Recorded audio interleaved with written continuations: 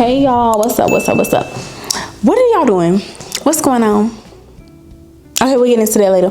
But anyway, y'all, if y'all don't know, if y'all are new here, my name is Farron. I'm a CAA. On this channel, we typically talk about life and anesthesia. So today we're actually going to talk more about anesthesia. This is kind of a different type of vlog. I think I've done one like this before.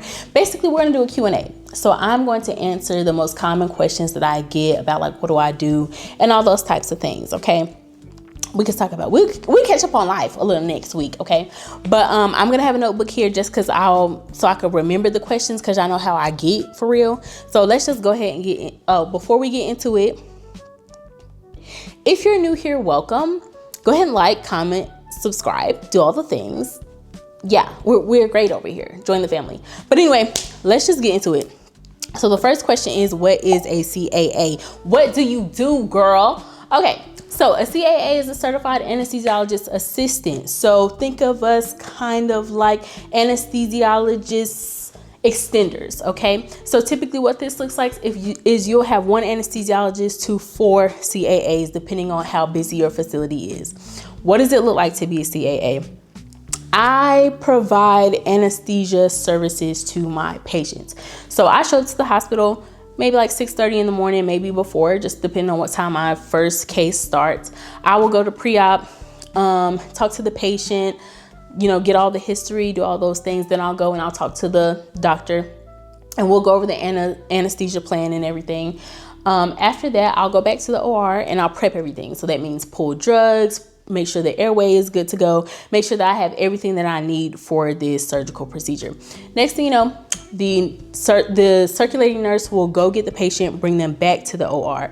Once they get in there, you'll put all the monitors on, you'll monitor their blood pressure, they'll have on a pulse ox so you can see how well they're oxygenating, and then you put on some EKG so you can monitor their heart rate and rhythm and all the good stuff, okay? Induction.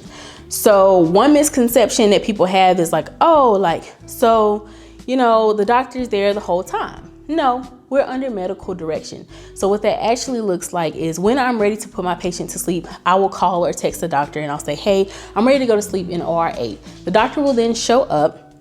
I push all of the induction drugs and I do the airway, LMA, tube, whatever. We go to sleep. The doctor is there for just in case I have difficulty or if there are a difficult airway. So that I always have extra hands and they're there to take over or whatever the case may be, right? After that though, after we are asleep, the anesthesiologist leaves and I'm taking over the rest of the stuff. Not that I wasn't in charge the whole time, but you know what I'm saying? Like it's just you now. So I give all of like the pain meds, the anti-nausea meds. I am making sure that they are comfortable and comfortably sleep and doing all the things that their body needs to do while they're having this procedure, okay? So once it's time to wake up, again, I text or call the doctor and I say, hey, we're ready to wake up in OR 8, and we call that emergence. They come again and again, you wake the patient up, you turn off all the gas, and you pull that LMA or whatever airway that you had in. Again, the doctor is there because, one, they have to be there. Two, if anything happens, they're right there, okay? That's pretty much what that looks like. So once the procedure is over and we've already extubated, what we're gonna do, the anesthesiologist leaves again. I take the patient to recovery and I talk to the nurse, and then we talk about everything that I gave, how much fluids went in, how much blood did they lose, what was their pertinent physical history, those types of things. And I just say everything that happened in the OR. So that is what that typically looks like. Like I said, it's typically one anesthesiologist to 4 AAs, just depending on how busy the facility is. So I think it's a max of 4. So if they're super busy, they'll have 4 at a time, because that means they're running 4 rooms at a time. If they're not as busy, maybe they're running like 2 rooms at a time. Maybe they're like 2 AAs type of deal, okay? So moving on.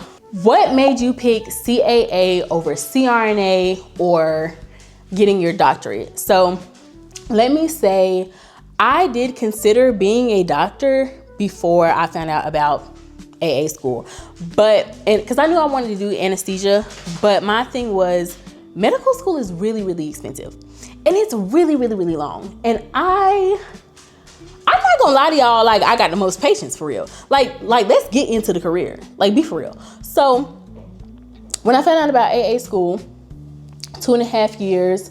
I think at the time tuition might have been,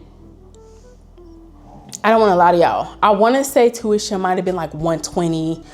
Let's just say 120 to 160. Okay, let's just kind of put it out there. Y'all gonna have to check me because I know it was high, but it wasn't as high as med school. Okay, so it would take me 2.5 years to finish. I already had my bachelor's, so it just made more sense. And also, the work life seemed a little bit better. Like, doctors work longer, way longer hours. I'm talking like 60, 80 hours. And also that changes depending on what facility you go to. But I don't want that as an option for me, okay? And two, like I said, when things happen in the OR, when things hit the fan, you're calling the anesthesiologist to come help you. Don't call me. That was the other thing. Like, don't call me. I want to be the one calling you when I need help, okay? Like, that's just what it is. So while we do hold a lot of responsibility, I like the idea of being on a care team. I like the idea of, hey, I can always call someone for help type of thing, okay? So that was the other thing about the response. Like, I want to be the boss, but not the boss doing anesthesia, okay? If that makes sense. We still giving bossy CEO vibes, but this is not the area in which I want to shine, okay? So there was the responsibility, the work hours, and then the schooling was a long time. The schooling is also very expensive. I just didn't want to do that. As far as the CRNA route goes, I'm gonna be honest with y'all. I've never in my life had a desire to be a nurse. And I respect nurses. Like, I love working with CRNAs. I love my circulator nurses. Like, I love them all. It just was not the route I wanted to go. So, I mean, that's kind of it on that. And I think their path is just different. Like, the educational path. So, for example, for CAA School, you get your bachelor's degree and then you apply and you do your master's in anesthesia for 2.5 years, whatever, 24, 28 months, whatever. And you're done. You get your job, you go work. And I think the CRNA route, you need to be a nurse first, and then you need to go get training in the ICU. And then after that, then you can apply for the CRNA program. And that is also a little bit longer than what I wanted to do. And like I said, I think that, and I commend CRNAs and all nurses, really everyone who works in healthcare.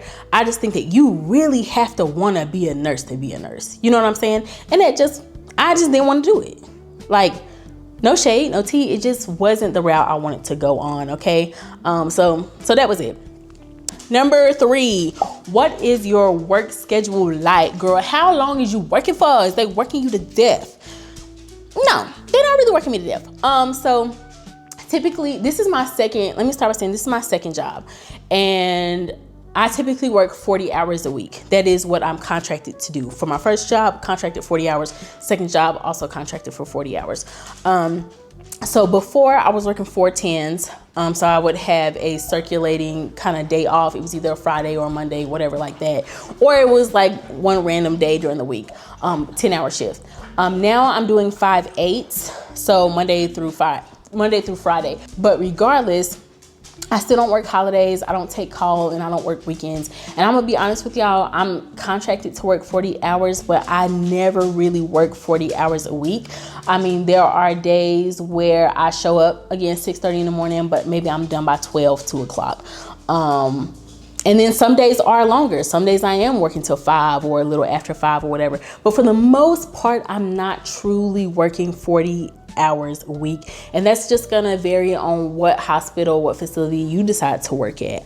I like my freedom. I like my time. So yeah, that's it. So I work about 40 hours a week. And like I said, no weekend, no calls, no holiday. You can take call and you can get OT. Like, there is an option to make more money, but it's voluntary. So if you want to go that route, you can do that. I'm not in the mood to volunteer right now though. So we just gonna give me a little 40 hours and bounce. Okay. Number 4, how long is CAA school and what is it like? Okay. So CAA school is typically anywhere between 24 and like 28 months. Okay. I went to Case Western Austin and our program was 24 months. So we started in June. June is what we call the summer boot camp. So summer boot camp, but also foreign language camp, okay?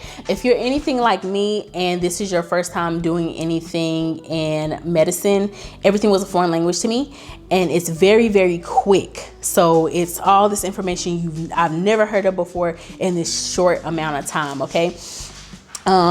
And then some programs are a little bit longer, but like I said, mine was 24 months. I will like commend CASE because they kind of get you in the OR a little bit early, okay? So what does first year look like? First year is mainly lecture and didactics. So like I said, you start off with summer boot camp, which is pretty much all lecture, maybe like a couple sim labs just to kind of be like, oh, this is what the anesthesia machine looks like type of thing. But then, so it's mostly lecture, but maybe they start incorporating you into the OR, maybe about 2-3 days a week because you're still having lecture at the same time.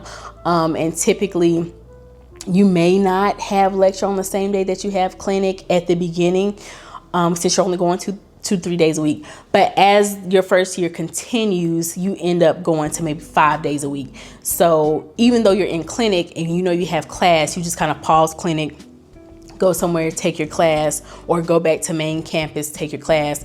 And if it's an afternoon class, you're probably done with clinic for the day. Or if it was like midday and not that long, they may have you come back to clinic, okay? Just kind of depends on what the schedule is like for that day.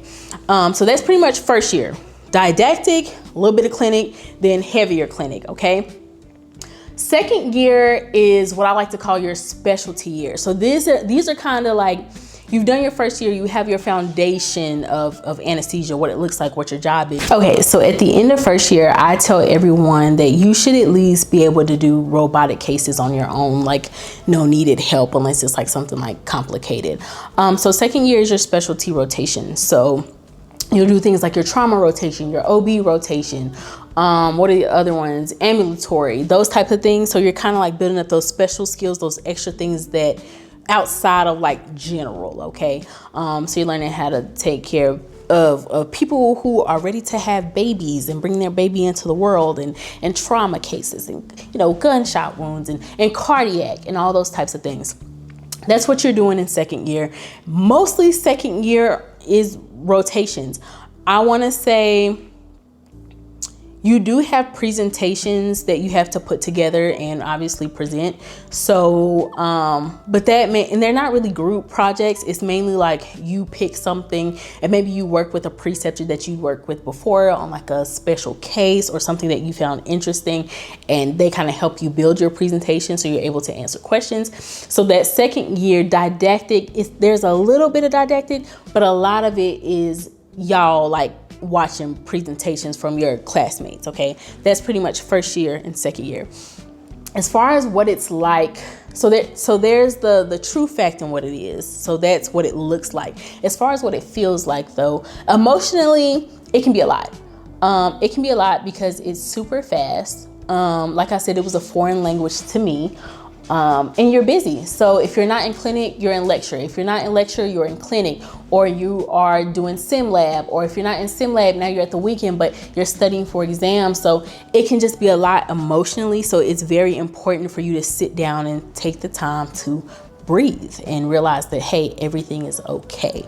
The other thing is not all preceptors or teachers are meant to teach, because the people who are teaching you in the OR, sometimes they didn't really volunteer to be a teacher, and they're just CAAs who are working and they're teaching you how to do what they do. So sometimes it can be a little difficult working with people who aren't meant to teach. That part. Physically, I don't want to say that it's not, to me, it's not like physically demanding so much. I mean, every now and I'm not gonna say every now and then, because if you in Texas, like a lot of the patients be big, so you do have to like transfer the patients over, but that's not, to me, that's not like heavy work. I would say more so sometimes it can feel like you're running around a lot, right? So if you're doing, for example, colonoscopies and EGDs all day and y'all got 20 of them, you don't really have time to stop in between. You're just kind of running from room to room. And even with eye cases now, like you're just kind of running from room to room. So it can be a little bit tiring in that aspect of it.